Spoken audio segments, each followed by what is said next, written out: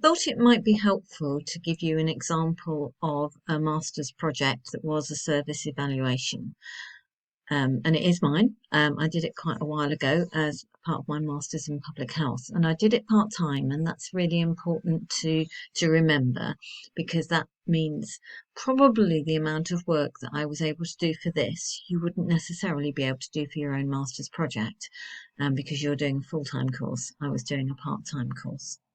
But it still gives you an idea of things that you could do as a dietetic master's project service evaluation.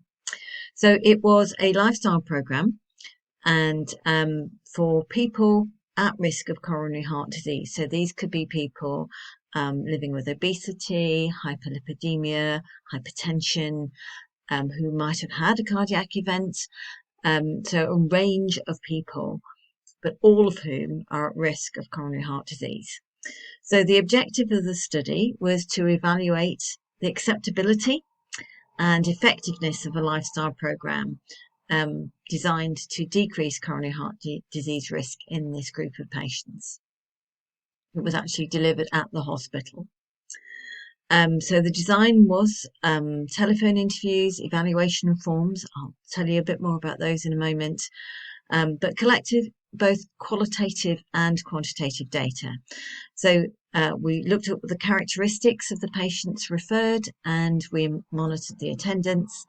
So this isn't a controlled study. This is just monitoring the service, evaluating the service that was being delivered, and was delivered for quite a long time afterwards. So the intervention itself was 2 2-hour teaching sessions covering healthy eating and physical activity.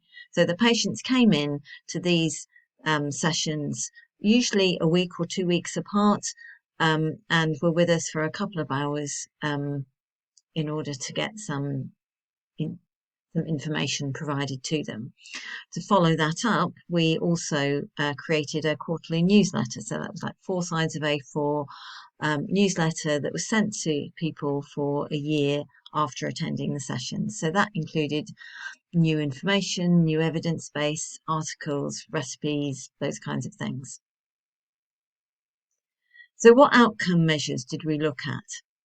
So this included, for about acceptability, this was questions to the patients about what they felt about the service in relation to its accessibility and acceptability.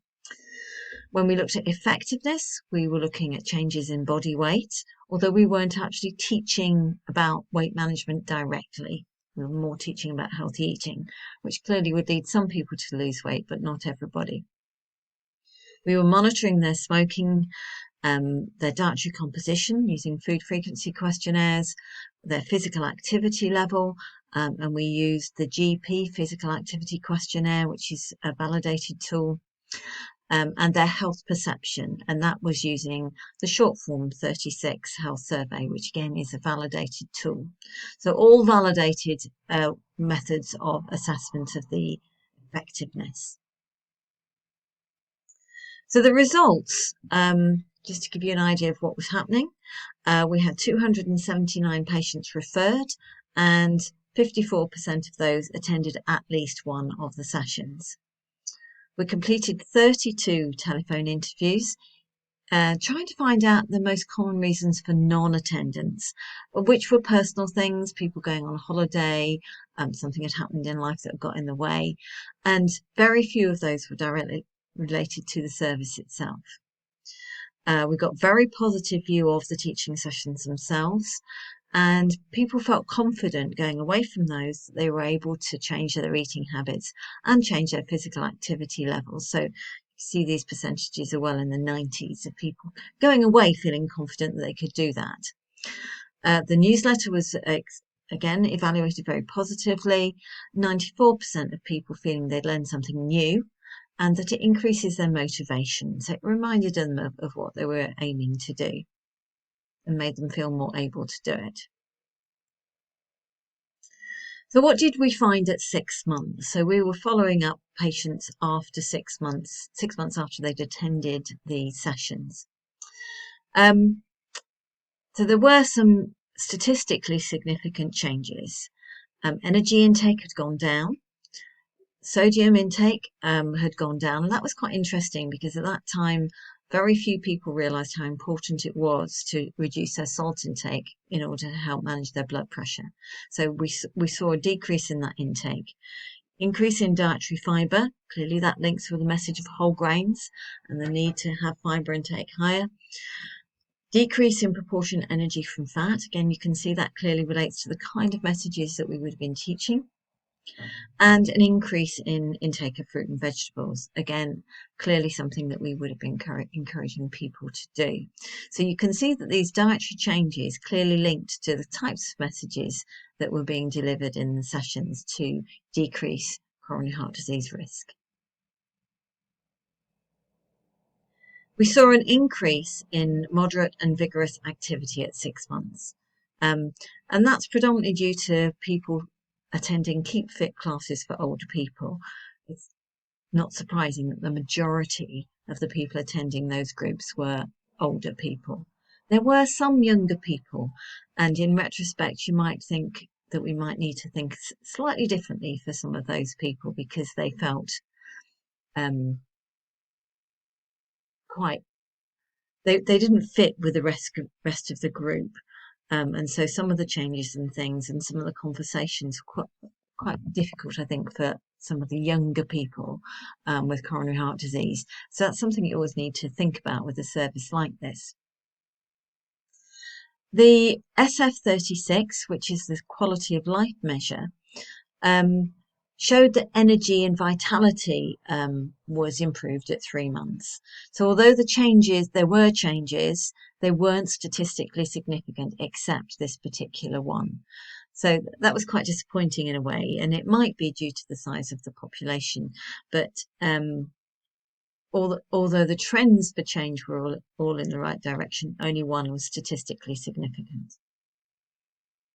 So what we've got here is a service that was delivered to over 150 patients, quite a comprehensive evaluation, looking at food frequency questionnaires and physical activity questionnaires, quality of life questionnaires. In retrospect, I think there's things that you might do differently.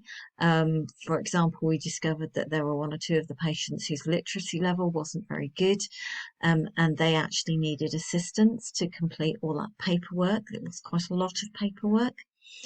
And again, you might be thinking, if you're sending out a newsletter to people, well, they may share it with family, but if their literacy is poor, then it might be that if I was doing something like this now, I might do some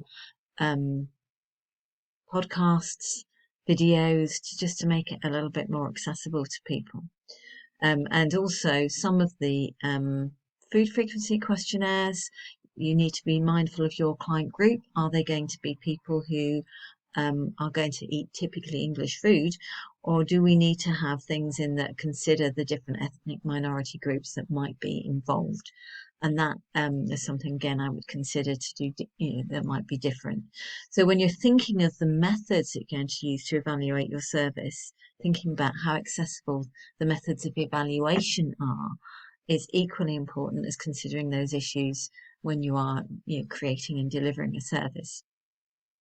Now, I hope that just gives you some ideas of things that might be helpful. When you're on placement, you might pick up ideas of what could be evaluated, and that's certainly an area that I would think you should consider looking at. Are there areas of the service that people would like evaluated? Is that something that you could potentially do next year for your project? So definitely questions to be worth considering with any kind of service like this that is being delivered.